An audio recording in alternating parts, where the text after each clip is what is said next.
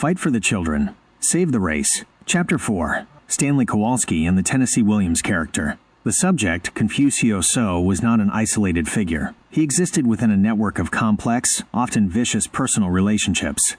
To fully understand his character and the root of his malice, one had to examine the influence of his own brother, the man who was both a source of profound inspiration and a target of intense hatred. This relationship was anything but straightforward.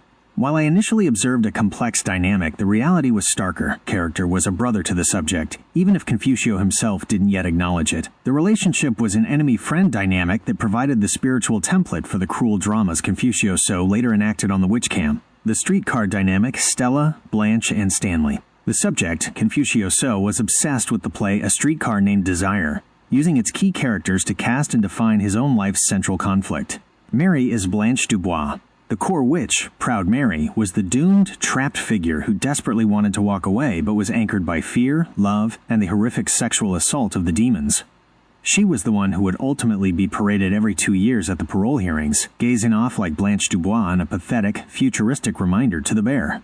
Ella is Stella. Stella Kowalski, Blanche's sister, represents Filthy Ella, Eliana Grande. Stella is the conflicted partner, tied to the brutal man of power, Stanley, unable to separate herself from the terror and drawn into the subject's orbit. The observer is Stanley. The key figure in this dynamic is the observer and narrator, the one working to expose Confucio So, who viewed himself as the Stanley Kowalski character. The observer was the only one who dared to imitate Stanley, embodying his raw, masculine presence in this twisted supernatural retelling. Stanley, in this context, was the necessary force, who would scream into the rain for Stella and ultimately stand against the artifice and fragility of Blanche, while possessing the brute strength to break the current evil. This Stanley Kowalski dynamic, the aggressive, primal force who shatters the delicate, deceptive world of Blanche, is the model for the intervention needed to destroy the witches and dismantle the terror ring. The impersonations of power? The narrator only had a few lines from the Marlon Brando portrayal of Stanley, but they were lines that perfectly encapsulated the hostile takeover required to expose and eliminate Confucio's system. You two come in here and act like a couple of queens. Clear the table. I'll clear the table. Get out of the bathroom, you canary bird. These lines served as a powerful, audio-only template for the final confrontation.